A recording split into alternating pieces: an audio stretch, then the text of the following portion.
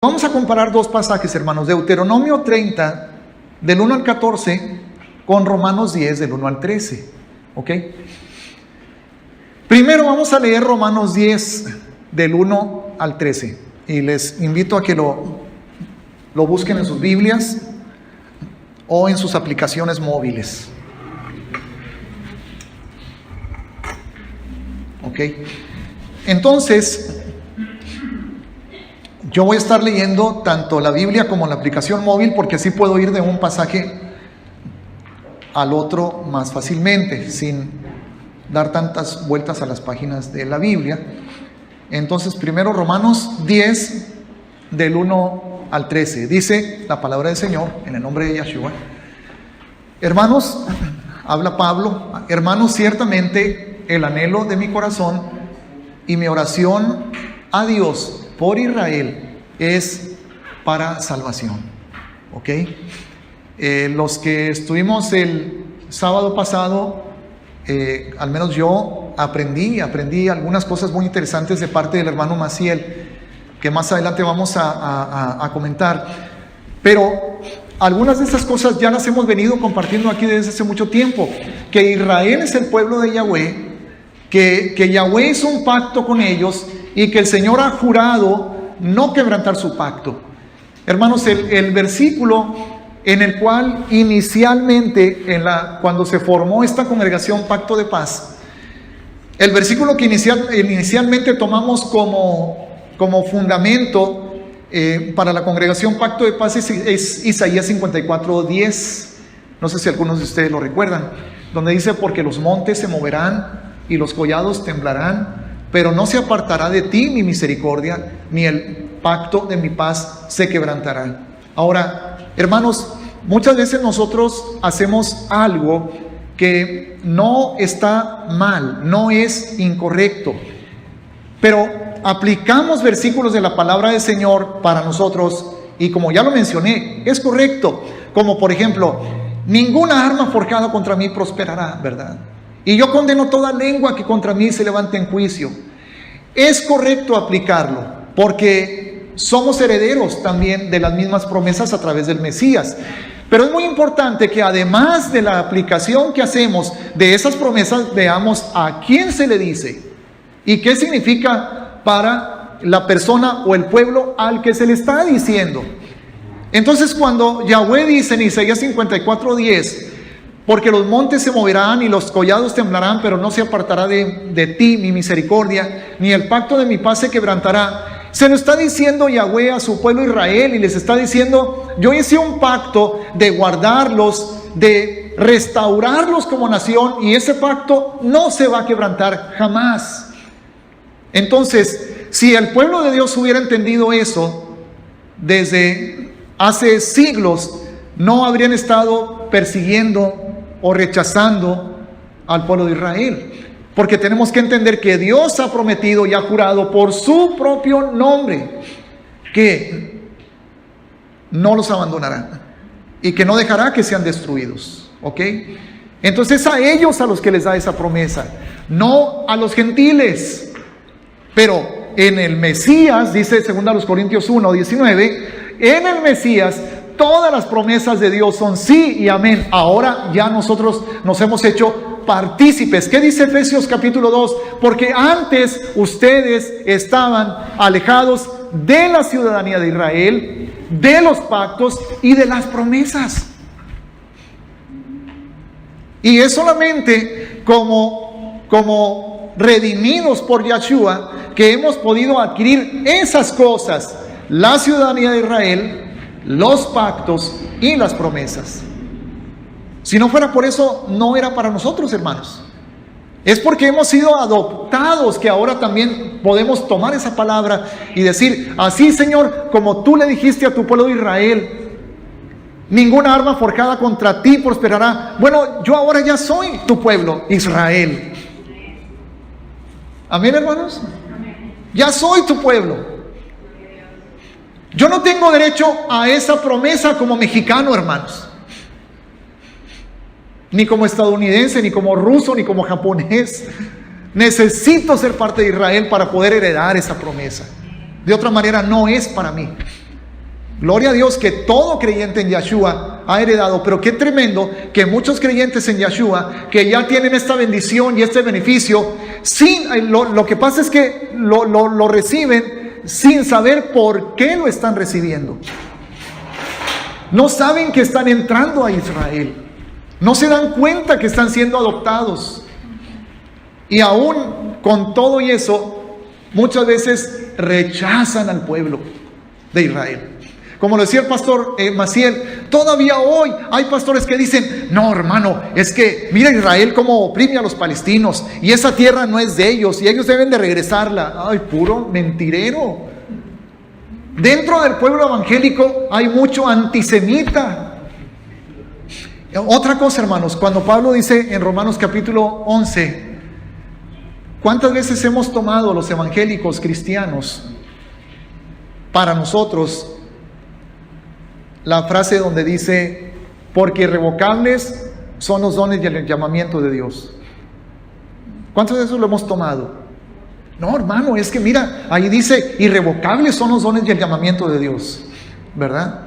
Como cuando una persona, por ejemplo, una persona, un pastor, un siervo, un predicador, adultera, es infiel, hace montones de cosas y luego ahí anda como quiera predicando. ¿Por qué? Pues porque irrevocables son los dones y el llamamiento de Dios. Decimos nosotros eso, ¿verdad? ¿Verdad que lo hemos usado de esa manera? Yo lo he usado de esa manera. Pero cuando leemos el contexto, ¿a qué se refiere Pablo cuando en Romanos 11 dice eso? Se refiere a Israel. Está diciendo Dios que a pesar de su incredulidad, Él no nos va a dejar, porque irrevocables son los dones y el llamamiento de Dios. Otra palabra está en Sofonías, pero no me acuerdo ahorita capítulo y versículo, pero está en Sofonías. Diga el débil: fuerte soy. ¿Cuántas veces hemos dicho eso? Y lo tomamos, ¿verdad? Y decimos: ah, mira qué padre declaración. Si leen ustedes el contexto, busquen en la concordancia. Si leen el contexto de esa palabra, diga el débil, fuerte soy, se van a dar cuenta que Dios está hablando contra un pueblo arrogante que lo desafía a Él. Y entonces, ese pueblo débil, arrogante, en su orgullo y en su soberbia dice: soy fuerte. O sea, yo puedo contra Dios.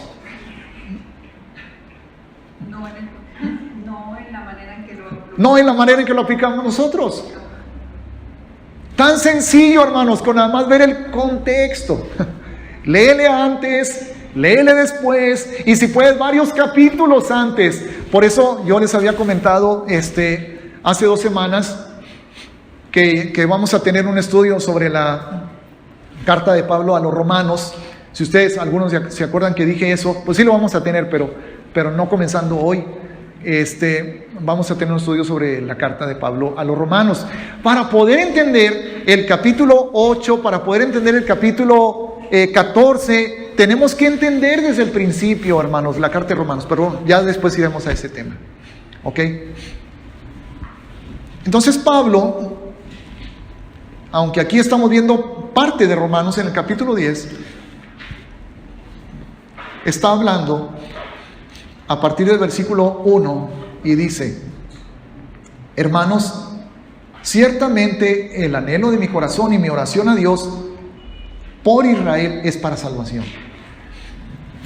Pablo conoce las profecías, conoce las promesas, conoce los pactos, y él en el capítulo siguiente, Pablo afirma que Israel no es ni será jamás desechado a pesar de su incredulidad, pero que durante un tiempo viene esa ceguera, viene esa confusión. Ahora, ¿para qué? Para que entráramos nosotros, los gentiles. ¿Qué hubiera pasado, hermanos? Qué bueno es Dios, de veras, qué hermoso. ¿Qué hubiera pasado si todo Israel hubiera creído en Yeshua cuando Él vino? Bueno, primero, eso no podía suceder antes de la crucifixión, porque el Señor tenía que forzosamente ser crucificado, ¿verdad? He visto películas o leído libros, he leído porciones de lo que escribió en algún momento Martín Lutero. donde los cristianos, sobre todo en la Iglesia Católica, hace muchos años salió una película, hermano, no sé cuántos de ustedes recuerdan haberla visto o anunciada o algo, El violinista en el tejado.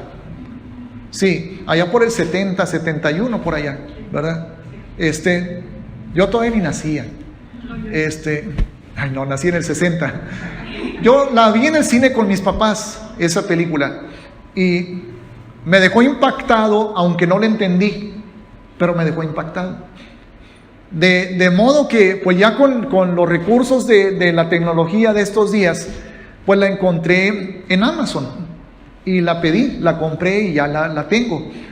Y también trae doblaje al español, pero las canciones no, las canciones están, porque es una obra musical, es una película musical.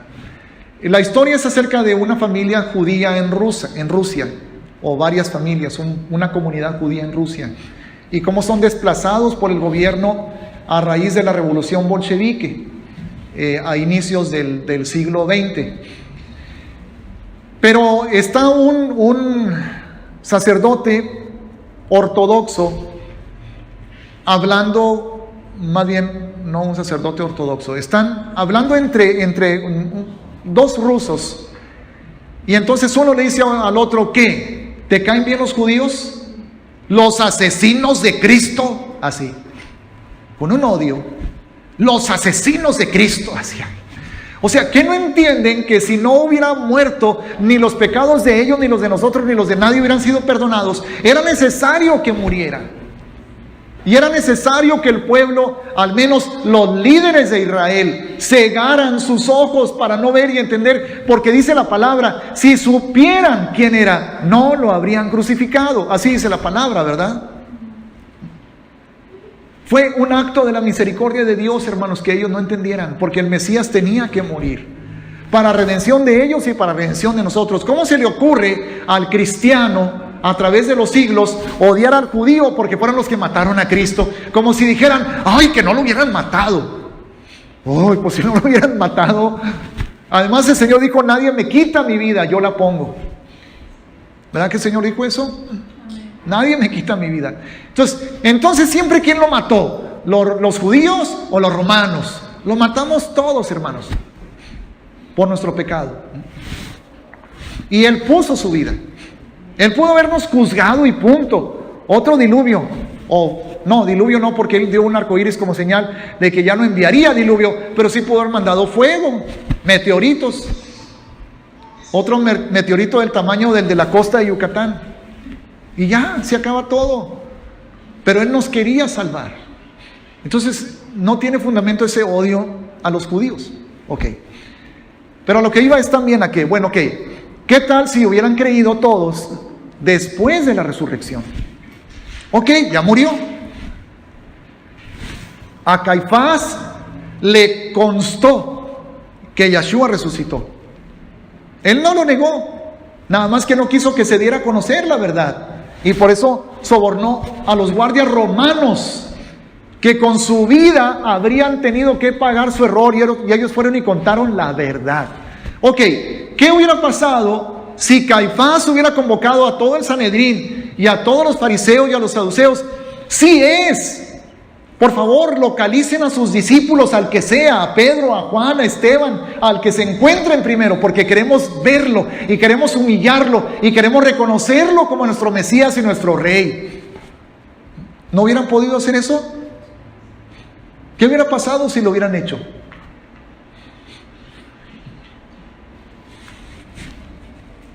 ¿Alguien tiene alguna idea? En ese momento, hermanos, hubiera iniciado el reino milenial. Yeshua habría sido reconocido como el Rey y el Mesías de Israel. ¿Ya para qué esperar otros 2000 años? Ya el Señor hubiera iniciado su reino milenial con Israel salvo. ¿Y los gentiles? ¿Y los gentiles?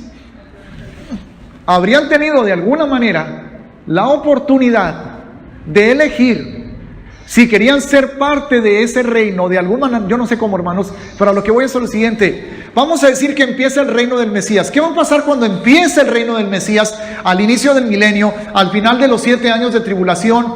No va a haber ninguna persona que no haya sido redimida por Yeshua, viviendo en el milenio, bajo el reinado de Yeshua y de su iglesia. ¿No va a haber ninguna persona? ¿O sí va a haber personas?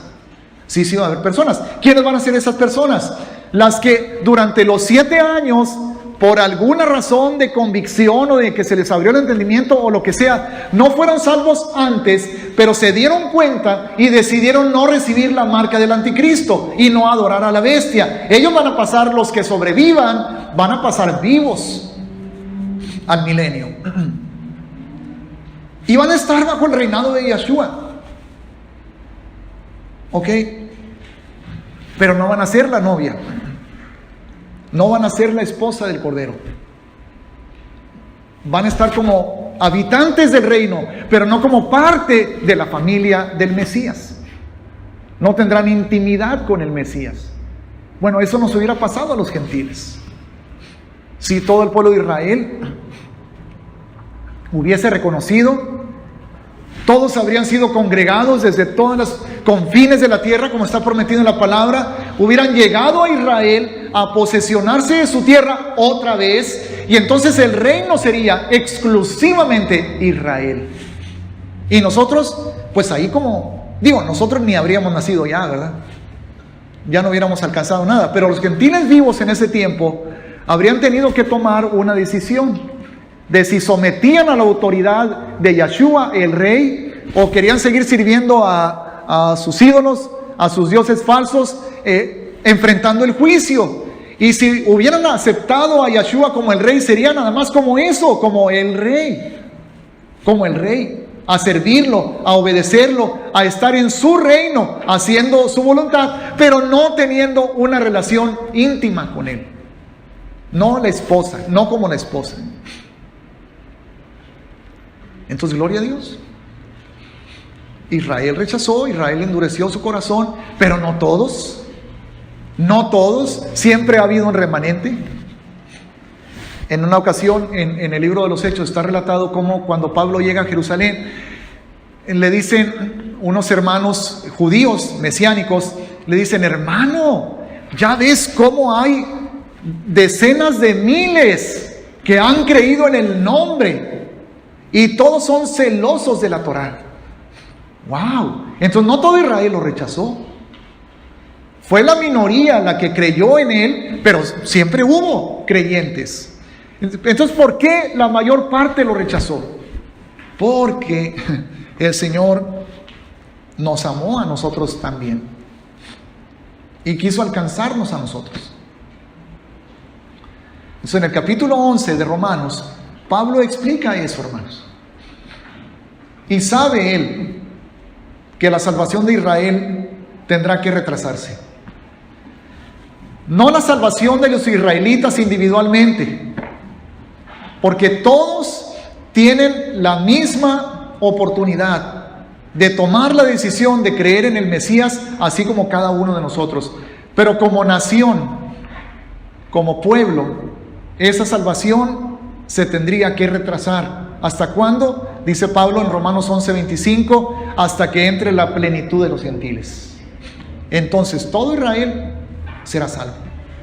¿Ok?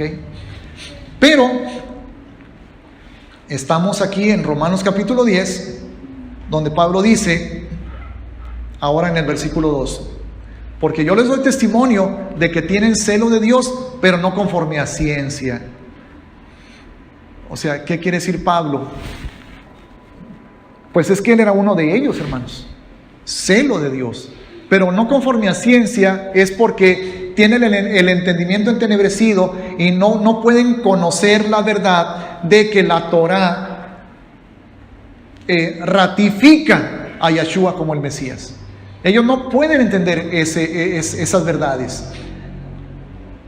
Versículo 3. Porque ignorando la justicia de Dios y procurando establecer la suya propia, no se han sujetado a la justicia de Dios. ¿Cuál es la justicia de Dios?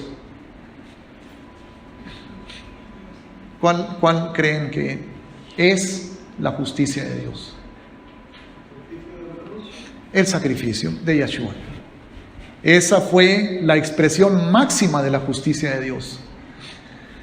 Porque, como lo dice el autor de Hebreos en el capítulo 10, en Hebreos dice, bueno, si no me equivoco, o sea, no estoy seguro que es el capítulo 10, pero dice que la sangre de los machos cabríos y de los toros y de los bueyes y de los corderos no podía quitar los pecados. Creo que sí es el 10. Pero Yeshua, con un solo sacrificio por su sangre, hizo perfectos para siempre a los santificados. Entonces, esa es la justicia de Dios. ¿Cuál es la justicia de Dios? Según a los Corintios 5, 21, porque al que no conoció pecado, por nosotros lo hizo pecado, para que nosotros fuésemos hechos justicia de Dios en él. ¿Qué dice según a los Corintios 5, 21? Porque al que no conoció pecado, por nosotros lo hizo pecado, para que nosotros fuésemos hechos, ¿qué? ¿Sí lo leyeron o no? ¿O nomás lo están escuchando? Para que nosotros fuésemos hechos... ¿Mande? Bueno, es que depende de la versión. La tuya es otra versión, ¿verdad? Ok. ¿Alguien lo tiene en su Biblia? ¿Tú lo tienes, Guille? ¿Cómo dice?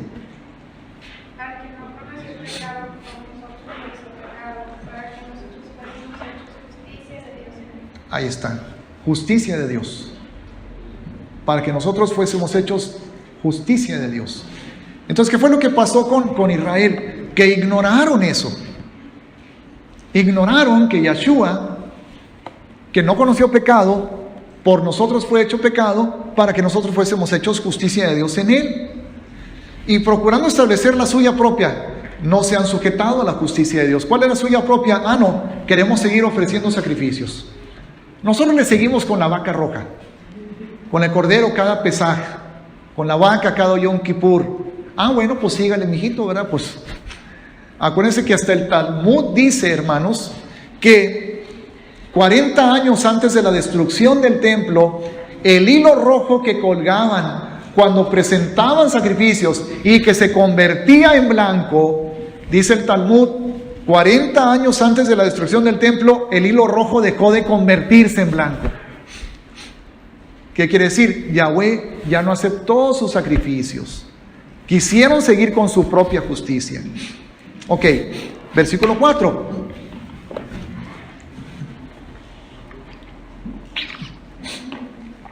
Porque el fin de la ley es Cristo. Ahora, número 1. Aquí la palabra ley se refiere a la ley de los sacrificios, que eran los que proveían justificación o remisión de pecado a Israel. No se refiere a la Torah, porque el Señor dijo, no he venido a abrogar la ley ni los profetas, en Mateo capítulo 5. Y porque el Señor dijo, ni una jota ni una tilde pasará de la ley hasta el cielo, hasta que el cielo y la tierra pasen. ¿Ok? Entonces aquí se está refiriendo a la ley ceremonial. Número 2, fin significa objetivo, a lo que apunta, no significa terminación. No significa anulación, significa objetivo. Por ejemplo, si alguien pregunta, bueno, ¿y con qué fin estás estudiando? ¿Qué significa ahí la palabra fin? Objetivo. ¿Cuál es la meta de tu estudio? ¿Qué pretendes? Pues graduarme, convertirme en doctor, en licenciado, en arquitecto. Y una persona que por fin se gradúa, hermanos, ¿deja de estudiar? No, pero ya alcanzó el fin. Ya alcanzó la meta de graduarse, pero sigue estudiando, ¿verdad? Ok, versículo 5. Porque de la justicia que es por la ley, ahora vean esto, por favor. De la justicia que es por la ley. ¿A qué se refiere justicia aquí, hermanos? Recuerden, hablando de justicia o de justificación, se refiere a la capacidad que una persona tiene de poderse presentar al rey, ante el rey, ante el Padre, a pesar de sus pecados. ¿Qué tenía que hacer el sacerdote, el sumo sacerdote, una vez al año, en el día de la expiación, en el día de Yom Kippur, para poder entrar al lugar altísimo donde estaba la presencia de Yahweh? ¿Qué tenía que hacer? Lavarse completamente, ofrecer sacrificio primero por él, para luego ofrecer sacrificio por el pueblo ahí y derramar la sangre en la mesa del propiciatorio sobre el arca del pacto. Entonces, hablando de esta justificación, él requería y el pueblo requería los sacrificios. Si no, no se podía presentar ante Dios. ¿Ok? Entonces, antes de que el Mesías viniera, hermanos, la justificación era por la ley. O sea, pecaste, pues ahora tienes que presentar sacrificios. Tienes que ofrecer holocaustos. Tienes que traer ofrenda de paz, porque pecaste. Tienes que celebrar Pascua. Tienes que celebrar Yom Kippur con todo y sus ceremonias, y sus sacrificios, y sus holocaustos, porque de otra manera no puedes presentarte justificado delante de Dios. No puedes.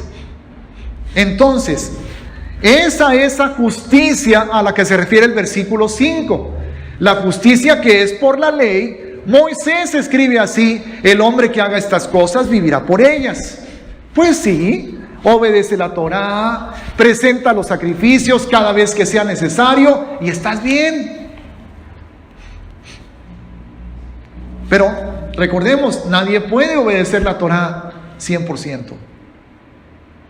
Nadie puede obedecer infaliblemente la ley o la Torá. Por eso era necesario que viniera Yahshua. Porque el sistema antiguo no era perfecto. No borraba los pecados. No quitaba la mala conciencia, ni la culpa. Solamente te permitía seguir viviendo. Nada más eso. Por eso tuvo que venir Yahshua, hermanos. Entonces esa es la justicia de la ley. O sea, si Yahshua todavía no hubiera venido y nosotros fuéramos judíos o fuéramos israelitas viviendo en Israel, también tendríamos, como ya lo he explicado antes, tendríamos esa sensación de temor, esa sensación de carga, de miedo, de temblor, de que sabemos que para poder, si aspiramos a ser salvos, necesitamos ser infalibles y nadie puede ser infalible. ¿Verdad? Versículo 6. Pero la justicia que es por la fe dice así. Versículo 6. La justicia que es por la fe dice así: no digas en tu corazón, ¿quién subirá al cielo? Esto es para traer abajo a Cristo, al Mesías. ¿O quién descenderá al abismo? Esto es para hacer subir al Mesías de entre los muertos. Mas, ¿qué dice? Cerca de ti está la palabra, en tu boca y en tu corazón.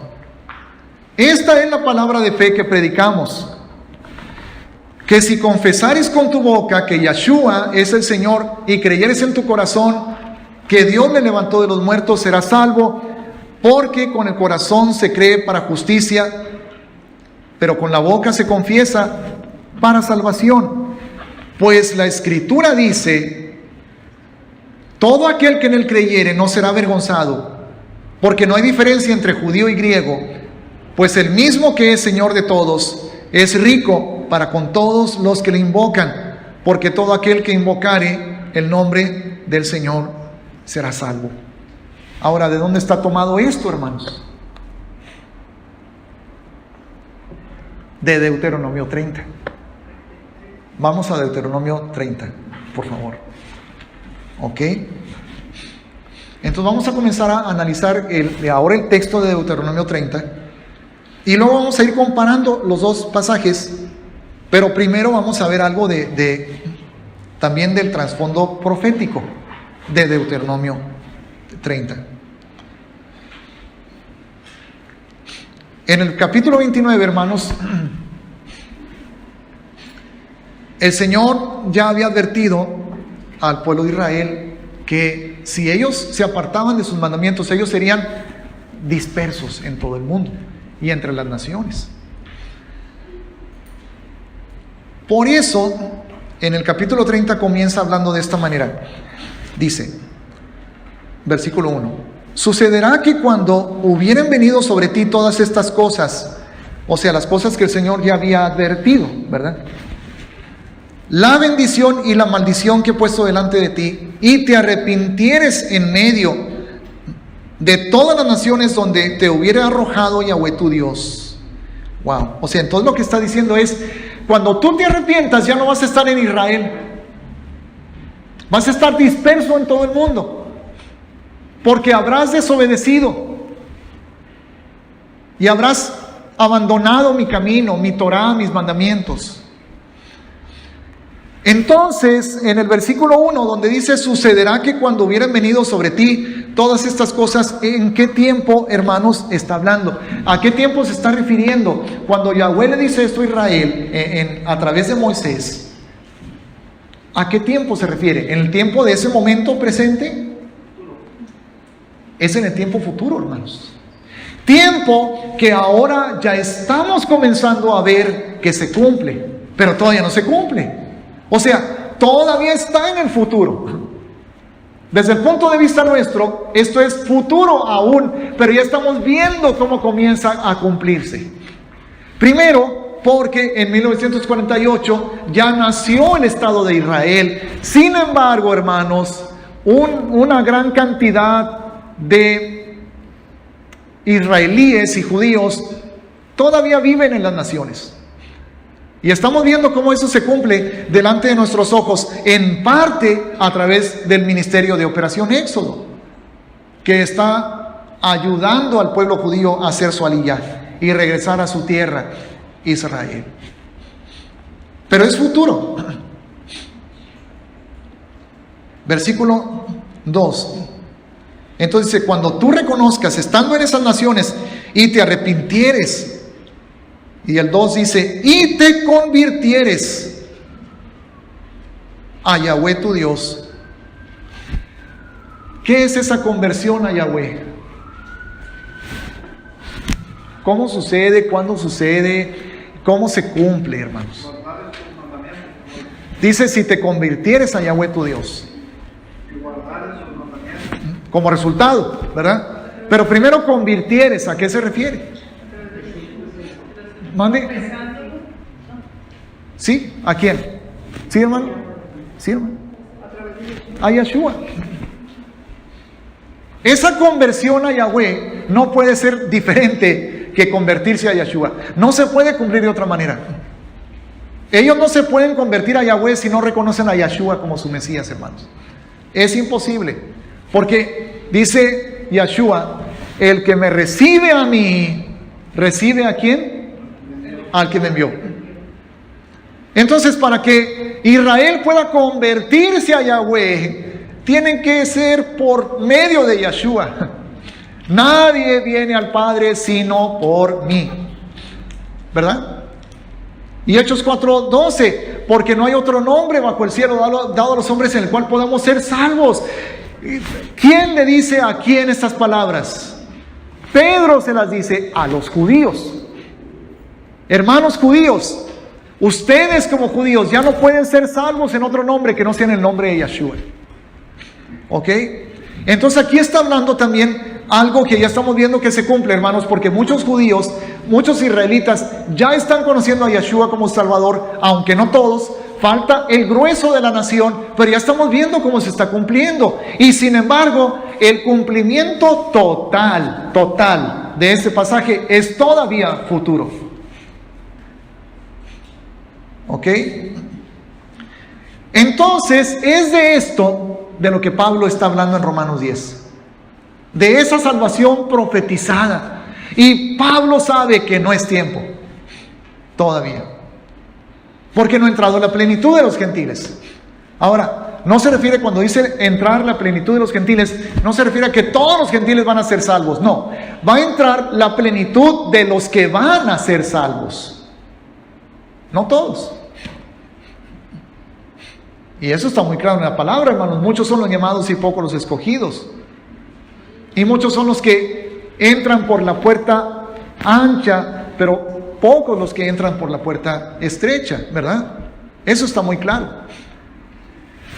Entonces no está hablando de la totalidad de los gentiles, está hablando de la totalidad de los que van a creer entre los gentiles.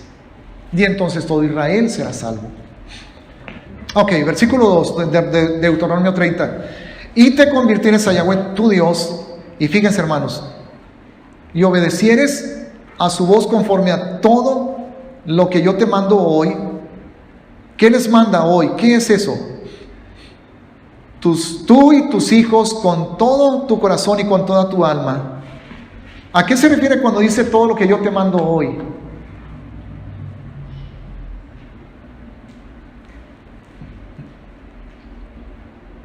¿Qué les mandó hoy? En ese tiempo, pues su Torah, sus mandamientos. ¿Cómo? Lo vamos a corroborar más adelante en el pasaje, ¿verdad? Ok, vamos a seguir leyendo. Con todo tu corazón y con toda tu alma, no nada más exteriormente. Entonces Yahweh hará volver a tus cautivos y tendrá misericordia de ti, y volverá a recogerte de entre todos los pueblos a donde te hubiera esparcido Yahweh tu Dios. Aun cuando tus desterrados estuvieran en las partes más lejanas que hay debajo del cielo. ¿Cuál es, desde el punto de vista de donde estaban ellos en ese tiempo en Israel, cuál es la parte más lejana debajo del cielo desde el punto de vista de Israel, hermanos? En cualquier punto de la tierra, ¿cuál es el lugar más lejano para ese punto? Pues el que está 180 grados al otro lado del planeta, ¿verdad? Ese es el punto más lejano. Entonces, pues desde allá nos va a traer el Señor. Y nosotros estamos cerquita ahí de los 180 grados, al contrario de Israel, de ese punto geográfico, hermanos. Ok, entre todos los pueblos donde te hubiera esparcido Yahweh tu Dios. Ok, en el 4, aun cuando tus desterrados estuvieran en las partes más lejanas que hay debajo del cielo, de allí te recogerá Yahweh tu Dios, y de allá te tomará, y te hará volver Yahweh tu Dios a la tierra que heredaron tus padres, y será tuya, y te hará bien, y te multiplicará más que a tus padres. Precisamente, hermanos, es en ese sentido que el diablo ha estado haciendo un esfuerzo muy grande.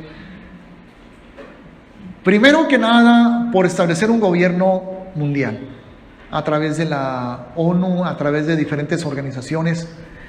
Y sí se va a cumplir, sí va a haber un gobierno mundial. A través de la ONU, a través de la UNESCO, el mundo ya ha estado tratando de arrebatarle a Israel toda su tierra, la capital, Jerusalén, el muro de los lamentos. Porque ellos han elevado a votación, por instancia de los pueblos árabes, musulmanes, la noción de que el territorio que ocupa Israel, la capital Jerusalén, y sobre todo el monte de Sión, el monte del templo y el muro de los lamentos, pusieron a votación la noción de que todos esos lugares no tienen nada que ver con la historia judía. Y los países miembros de la UNESCO votaron a favor de esa noción. Y dijeron, es cierto, los israelitas, los judíos, no tienen nada de historia ahí en el monte del templo ni en Jerusalén. Entonces, ¿dónde estaba Yahshua? De acuerdo a lo que la Biblia relata, ¿en el templo de quién volcó las mesas? ¿En la mezquita de Omán? en la cúpula de la roca.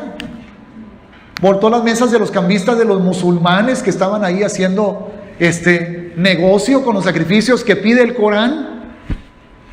¿Cómo?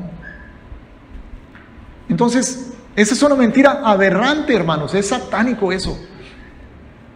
Porque el mundo quiere establecer un gobierno que suplante a Dios y que diga, ahora nosotros somos Dios y nosotros decidimos de quién es esta tierra y a quién se la damos. Y si decidimos que ustedes, Israel, tienen que renunciar a Jerusalén como capital, lo hacen o se enfrentan a una invasión militar. Ahora, eso que estoy describiendo está profetizado en Zacarías 12. O sea que va a ocurrir, sí va a ocurrir esa invasión militar.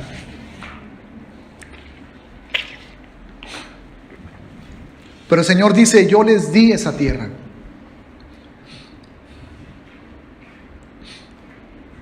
Ok.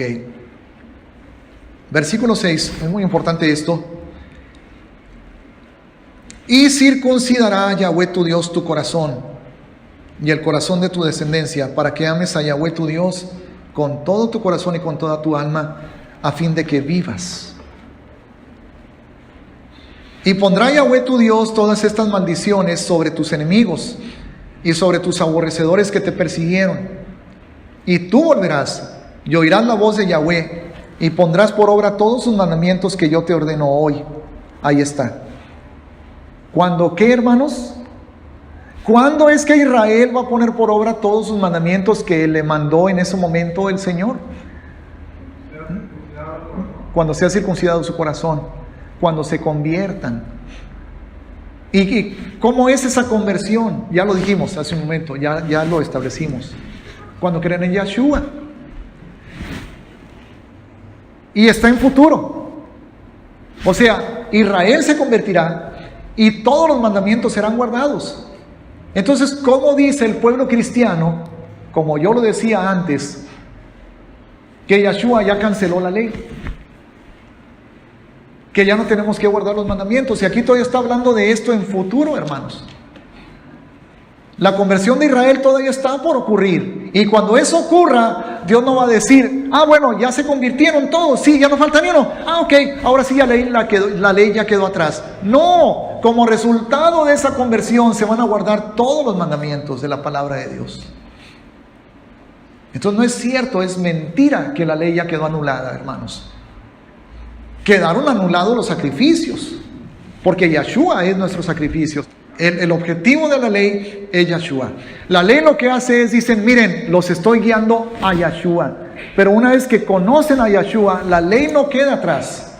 La ley se sigue obedeciendo, se sigue cumpliendo, porque es eterna, igual que Yahweh. La palabra, el cielo y la tierra pasarán, pero mis palabras no pasarán, dice el Señor. Y eso lo dijo en el Antiguo Testamento. Ok. Vamos a regresar un poquito, hermanos, a lo que es la conversión de Israel, antes de ver el resto del pasaje.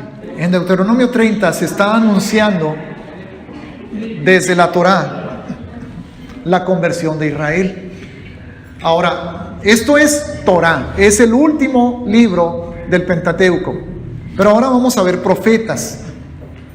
Y vamos a Ezequiel capítulo 37, versículos del 1 al 14. Este es un pasaje que leyó también el hermano Jesús Macías la semana pasada, pero vamos a verlo. No nos vamos a detener aquí tanto en los primeros 14 versículos. Vamos a leerlo seguido. Dice Ezequiel 37:1: la mano de Yahweh vino sobre mí y me llevó en el espíritu de Yahweh y me puso en medio de un valle que estaba lleno de huesos. Y me hizo pasar cerca de ellos por todo en derredor. Y aquí que eran muchísimos sobre la faz del campo. Y por cierto, secos en gran manera. O sea que hay seco y hay seco en gran manera, ¿verdad? O sea que hay más seco que seco. Pero así es como lo está diciendo aquí. Secos en gran manera. Y me dijo: hijo de hombre, ¿vivirán estos huesos? Y dije: Señor Yahweh, tú lo sabes. Me dijo entonces: profetiza sobre estos huesos y diles: huesos secos, oíd palabra de Yahweh. muchos predicadores, hermanos, han tomado ese pasaje y le han dado aplicación, que no digo que no sea correcta, pero se escucha mucho predicar sobre ese pasaje para avivamiento, para arrepentimiento, para restauración, para todo lo demás. Pero no nos equivoquemos, hermanos. El significado, el único significado correcto, la única interpretación correcta de este pasaje es lo que vamos a ver aquí. Aquí mismo lo va a decir, ¿ok? Vamos a ver cuál es. ¿Ok? Versículo 5, así ha dicho Yahweh el Señor a estos huesos: he aquí, yo hago entrar espíritu en vosotros y viviréis. ¿Por qué está el espíritu, la palabra espíritu con minúscula? Bueno, porque habla del espíritu que nos da vida. Acuérdense, cuando Yahweh creó a Adán, le sopló en su nariz aliento de vida, espíritu de vida. Que en realidad la palabra espíritu es lo que significa. La palabra espíritu en hebreo es ruach, hermanos. Por eso nosotros decimos al Espíritu Santo el Ruach HaKodesh, que es el Espíritu Santidad. La palabra Ruach no significa otra cosa que aliento, como respiración. ¿Ok? Bien. Versículo 6. Y pondré tendones sobre vosotros, y haré subir sobre vosotros carne, y os cubriré de piel. Y pondré en vosotros espíritu, y viviréis, y sabréis que yo soy Yahweh. Profeticé, pues, como me fue mandado, y hubo un ruido mientras yo profetizaba, y aquí un temblor, y los huesos se juntaron, cada hueso con su hueso, y miré, y he aquí tendones sobre ellos, y la carne subió, y la piel cubrió por encima de ellos, pero no había en ellos espíritu. O sea, ya existía lo físico, pero faltaba lo espiritual. Y me dijo: profetiza al espíritu, profetiza, hijo de hombre, y di al espíritu: así ha dicho Yahweh el Señor, espíritu, ven de los cuatro vientos y sopla sobre estos muertos y vivirán. Y profeticé como me había mandado, y entró espíritu en ellos y vivieron, y estuvieron sobre sus pies un ejército grande en extremo. Ahora, aquí viene la interpretación. No tenemos que batallar para interpretar. Aquí nos la está dando, hermanos, en el versículo 11. Me dijo luego: hijo de hombre, todos estos huesos son la casa de Israel. Es Israel, tan tan. Ahora, aquí está hablando de Israel como nación, hermanos. ¿Qué lugar tiene en este valle de huesos? ¿Qué lugar tiene en este cumplimiento de esta profecía y esta visión México o Canadá o Estados Unidos o Guatemala? ¿Qué lugar tenemos ahí nosotros, hermanos? Nada, ninguno. Esto es Israel. Eso no significa que el Señor no nos ha salvado a nosotros. Sí nos ha salvado y espiritualmente nos ha hecho partícipes de la nación de Israel y de la ciudadanía de Israel. Pero aquí está hablando del Israel físico, del Israel genealógico, humano, químico, biológico. ¿Ok? He aquí, ellos dicen: nuestros huesos se secaron y pereció nuestra esperanza, y somos del todo destruidos. Por tanto, profetiza y diles: así ha dicho Yahweh el Señor: he aquí, yo abro vuestros sepulcros, pueblo mío, y os haré subir de vuestras sepulturas, y os traeré a la tierra de Israel. Primero que nada, ¿qué es que reciban espíritu? Es que sean salvos. Lo mismo que hemos estado ya leyendo en Romanos 10 y en Deuteronomio 30, hermanos, es su salvación. ¿Cuáles son sus sepulturas? Es así. Son las naciones: Argentina, Estados Unidos, Rusia, Canadá, México. Esas son las sepulturas. ¿Por qué? Porque ahí están desterrados. Resucitarlos es símbolo de sacarlos de esas naciones y regresarlos a su tierra. Eso es resucitarlos. Es lo que está diciendo aquí. Y sabréis que yo soy Yahweh cuando abra vuestros sepulcros y os saque de vuestras sepulturas, pueblo mío, es el 13, 14, y pondré mi espíritu, ahora sí, Ya no nada más pondré espíritu, pondré mi espíritu. Hermanos, todos los seres humanos, al momento de ser concebidos, recibimos de parte de Dios espíritu con minúscula. Por eso somos espíritu, alma y cuerpo. Pero aquí ya no nada más está diciendo eso el Señor, dice: estoy ahora poniendo mi espíritu en ustedes. No hay otra aplicación, no hay otra manera en que esto se cumpla que la conversión a Yeshua, hermanos, como nación. Y eso está en el futuro. Y os haré reposar sobre vuestra tierra. ¿Cuándo va a reposar Israel sobre su tierra, hermanos? Ya reposa, ya existe la nación de Israel. Ya existe el Estado de Israel. Ya están ahí en la tierra. Ya existe el país Israel. La pregunta es, ¿ya están reposando? Para nada. Eso no es un reposo. Continuamente amenazados por Hezbollah, por Hamas, por Siria, por Irán, por ISIS, por la UNESCO, por la ONU, por Rusia, por todo el mundo. Eso no es un reposo. Entonces el cumplimiento de esta profecía, hermanos, todavía está en el futuro. ¿Ok? De Ezequiel capítulo 37. Y sabréis que yo, Yahweh, hablé y lo hice, dice Yahweh. Vino mi palabra de Yahweh diciendo en el 15: hijo de hombre, toma ahora un palo y escribe en él, para Judá y para los hijos de Israel sus compañeros. Toma después otro palo y escribe en él, para José, palo de Efraín, y para la casa de Israel sus compañeros. 17. Júntalos luego el uno con el otro, para que sean uno solo, y serán uno solo en tu mano. Y cuando te pregunten los hijos de tu pueblo diciendo: ¿no nos enseñarás qué te propones con eso? Diles: así ha dicho Yahweh el Señor: he aquí, yo tomo el palo de José que está en la mano de Efraín, y a las tribus de Israel sus compañeros, y a las 10 tribus, y los pondré con el palo de Judá, o sea, las otras 2 tribus, que son Judá y Benjamín, y los haré un solo palo, y serán uno en mi mano. Y los palos sobre que escribas estarán en tu mano delante de sus ojos, y les dirás: así ha dicho Yahweh el Señor: he aquí, yo tomo a los hijos de Israel de entre las naciones a las cuales fueron, y los recogeré de todas partes y los traeré a su tierra, a la tierra donde Judá ya estaba. Recordemos, hermanos, que los judíos fueron expulsados por el Imperio Romano, pero cuando estaba hablando el Señor estas palabras, bueno, estaba todo Israel ahí en la tierra, pero luego Israel se separó, se hicieron 2 reinos con el hijo de Salomón.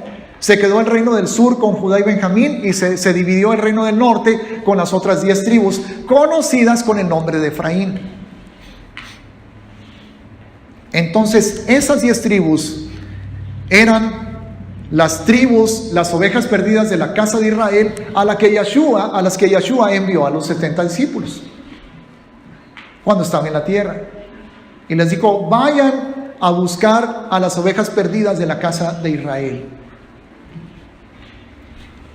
Por eso Yeshua le dijo a la mujer samaritana, que pertenecía a una de esas tribus perdidas de la casa de Israel, porque la salvación viene de los judíos.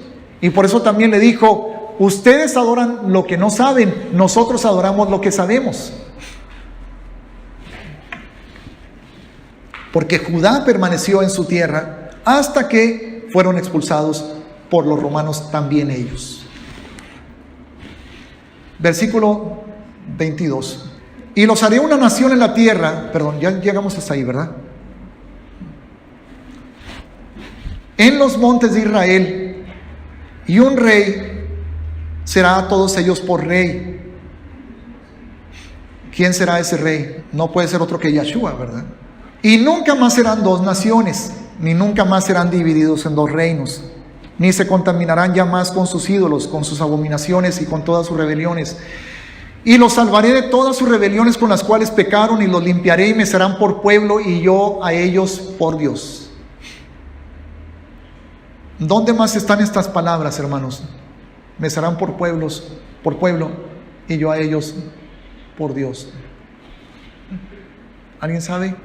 Bueno, hablando de cuando dice específicamente me serán por pueblo y yo a ellos por Dios, capítulo 21 de Apocalipsis, versículo 3.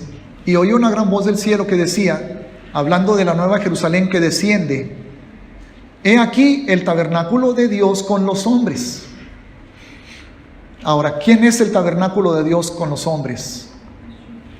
Es la nueva Jerusalén, es la iglesia, es la esposa, es Israel, es la novia del Cordero,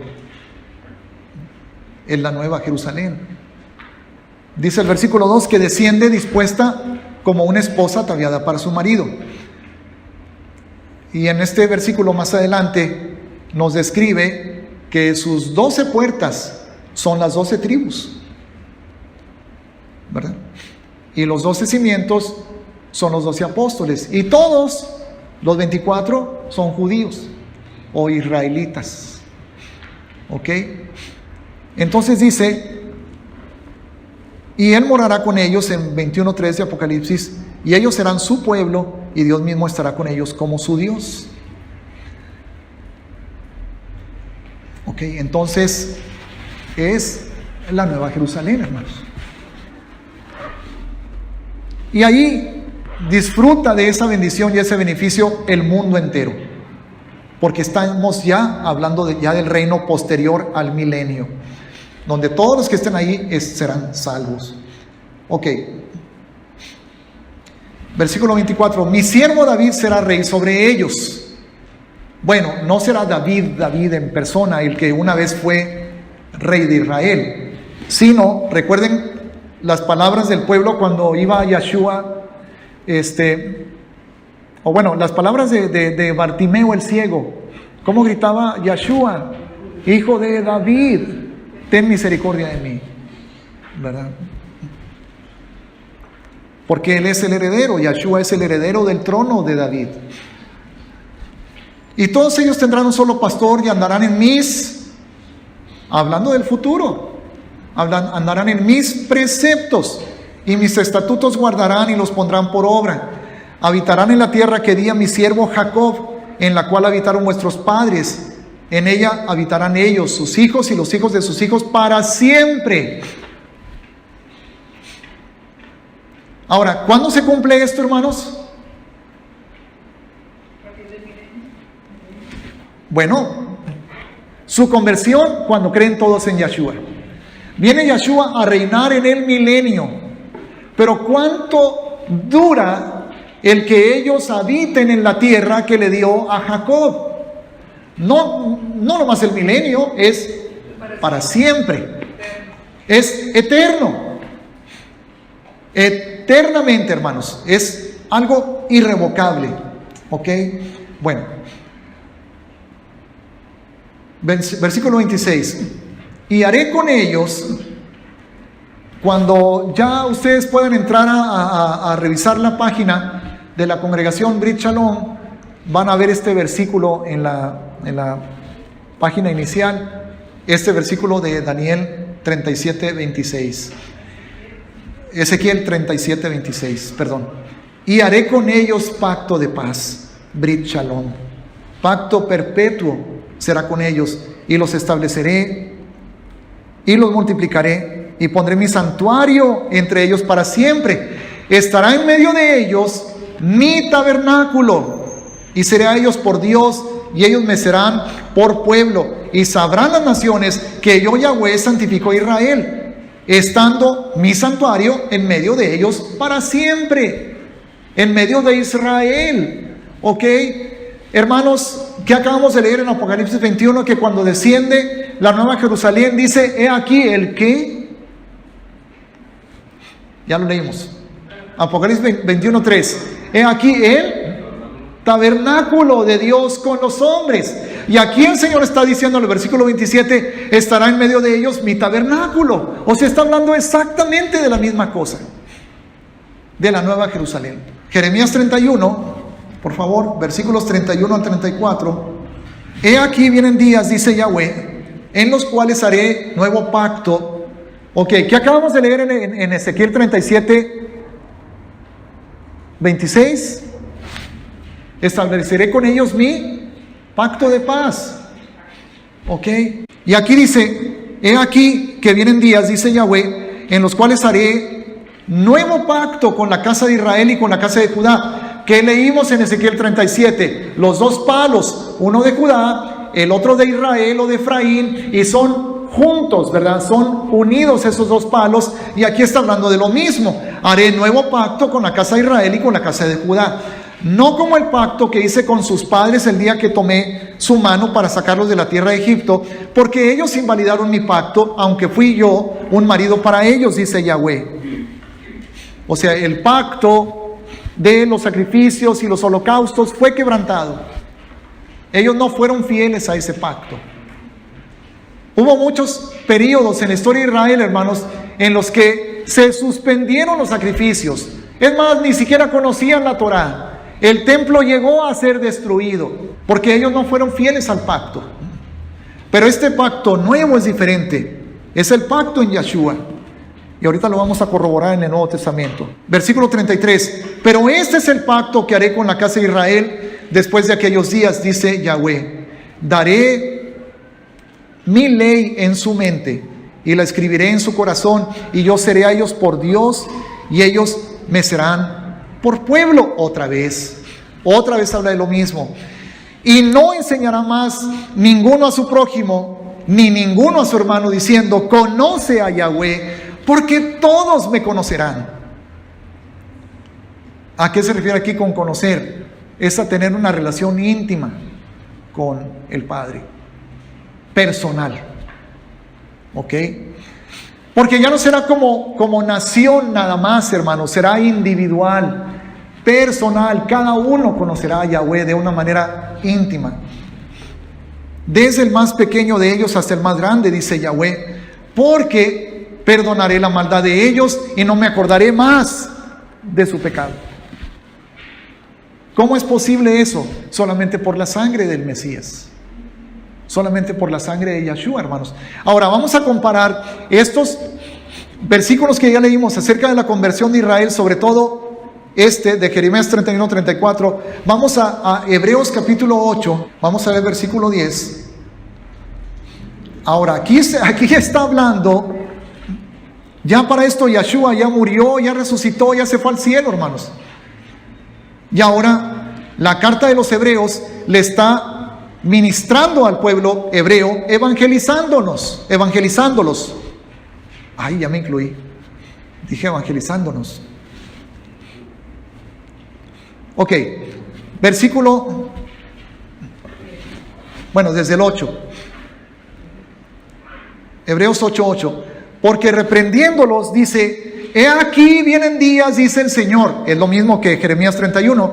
En que estableceré con la casa de Israel y la casa de Judá un nuevo pacto, no como el pacto que hice con sus padres el día que los tomé de la mano para sacarlos de Egipto, porque ellos no permanecieron en mi pacto y yo me desentendí de ellos, dice el Señor. Es lo mismo que Jeremías 31, ¿verdad? Que acabamos de leer. Por lo cual, este es el pacto que haré con la casa de Israel después de aquellos días, dice el Señor. Pondré mis leyes en la mente de ellos y sobre su corazón las escribiré, y seré a ellos por Dios y ellos me serán a mí por pueblo. Y ninguno enseñará a su prójimo ni ninguno a su hermano diciendo, conoce al Señor, porque todos me conocerán, desde el menor hasta el mayor de ellos. Porque seré propicio a sus injusticias y nunca más me acordaré de sus pecados y de sus iniquidades. A ver, entonces el autor de Hebreos, hablando de la salvación en Yahshua, está citando Jeremías 31, ¿correcto?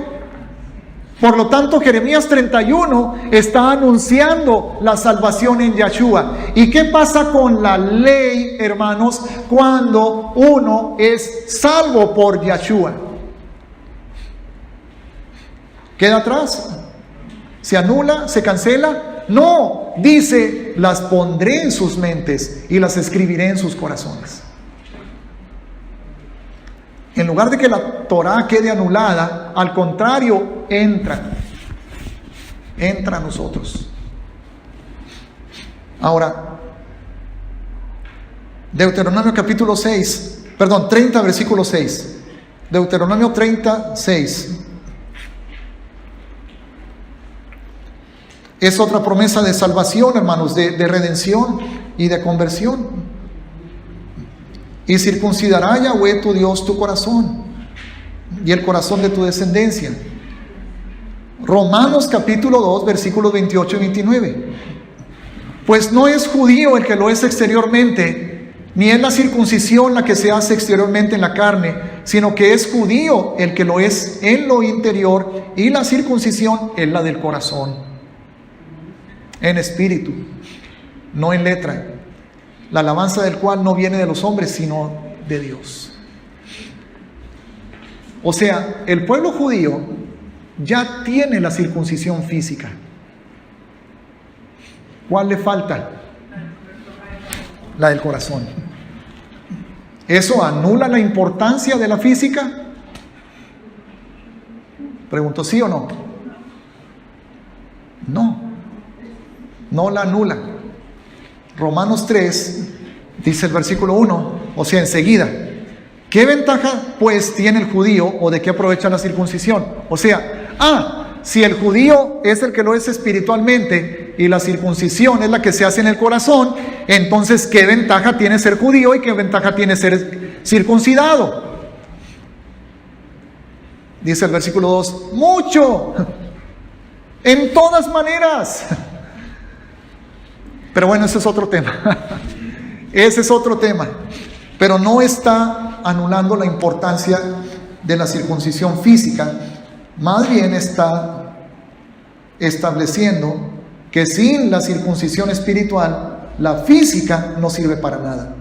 Sin la circuncisión espiritual, la física no sirve para nada. Si no eres judío de corazón, de nada sirve que lo seas en la carne. Si no estás circuncidado de corazón, de nada sirve que lo estés en la carne. ¿Ok? Entonces, ¿a qué se refiere cuando habla de circuncisión del corazón? Se refiere a ser salvos, a tener a Yahshua en el corazón. Se refiere a conocerlo como el Salvador. Entonces, Deuteronomio 36 le está hablando a un Israel, hermanos, que ya está circuncidado físicamente, en Deuteronomio 36. Pero en el versículo 6 les está anunciando que además de la circuncisión física, con la cual ellos se constituyen en pueblo santo de Dios y participan de uno de los pactos eternos de Yahweh, pero además de esa circuncisión física, necesitan la espiritual. Y ocurrirá la espiritual cuando crean en Yahshua. O sea, hay muchos judíos que ya tienen las dos, porque ya creyeron en Yahshua, ya creyeron en Yahshua. Pero la mayoría todavía no.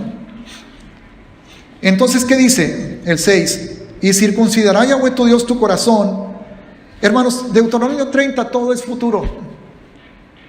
Todo es profético. Habla de la salvación de Israel, de su conversión a Yahshua. Ok. Y el corazón de tu descendencia, ¿para qué? ¿Para qué va a circuncidar Yahweh tu corazón, Israel? ¿Para qué? Ahí dice, para que ames a Yahweh tu Dios con todo tu corazón y con toda tu alma, a fin de que vivas. En otras palabras, si no naces de nuevo, ser circuncidado de corazón significa nacer de nuevo. Significa ser redimido por la sangre de Yahshua. Si no eres circuncidado de corazón, si no naces de nuevo, no puedes amar a Yahweh tu Dios con todo tu corazón. No puedes cumplir ese mandamiento. Y pondrá Yahweh tu Dios todas estas maldiciones sobre tus enemigos y sobre tus aborrecedores, y tú volverás y oirás la voz de Yahweh y pondrás por obra todos sus mandamientos que yo te ordeno hoy. A ver, entonces después de que te conviertas, después de que tú conozcas a Yeshua como tu Salvador, que tu corazón sea circuncidado, ¿vas a tener que seguir obedeciendo los mandamientos? Ah, caray, entonces no quedó atrás la Torah, no quedó anulada la ley. Pues no, ¿verdad? Porque este pasaje es futuro, hermanos. Yo no afirmo tener todas las respuestas o poder explicar todos los pasajes conflictivos, pero todos esos pasajes conflictivos son conflictivos porque nuestro entendimiento es limitado, no porque la palabra de Dios sea conflictiva, ni se contradiga. La palabra de Dios es perfecta, hermanos, y no se contradice. Pero con pasajes como este queda muy claro que ningún otro pasaje del Nuevo Testamento lo podemos interpretar como si significara que la Torah ya quedó anulada. Jamás.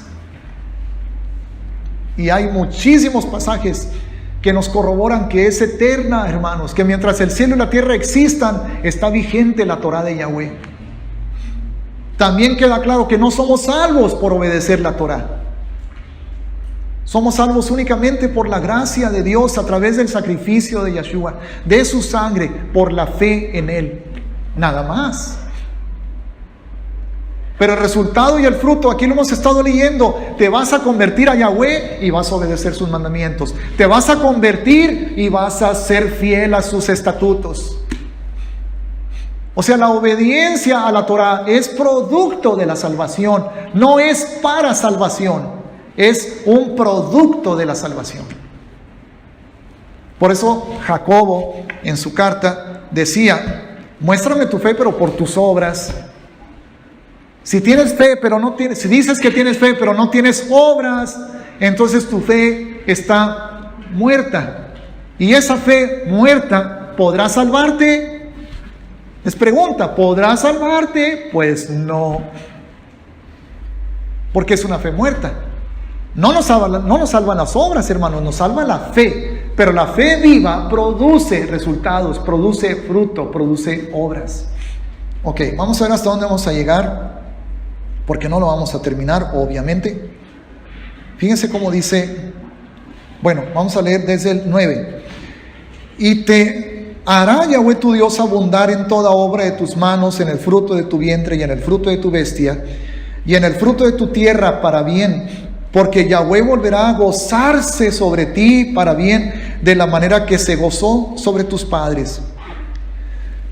Cuando obedecieres a la voz de Yahweh tu Dios para guardar sus mandamientos y sus estatutos escritos en este libro de la ley. O sea, el Señor se va a gozar. Bueno, pero es que tenemos que leer otra vez desde el 9. Yahweh volverá a gozarse sobre ti para bien, de la manera que se gozó sobre tus padres, cuando obedecieres a la voz de Yahweh tu Dios para guardar sus mandamientos y sus estatutos escritos en este libro de la ley, cuando te convirtieres a Yahweh tu Dios de todo tu corazón y con toda tu alma.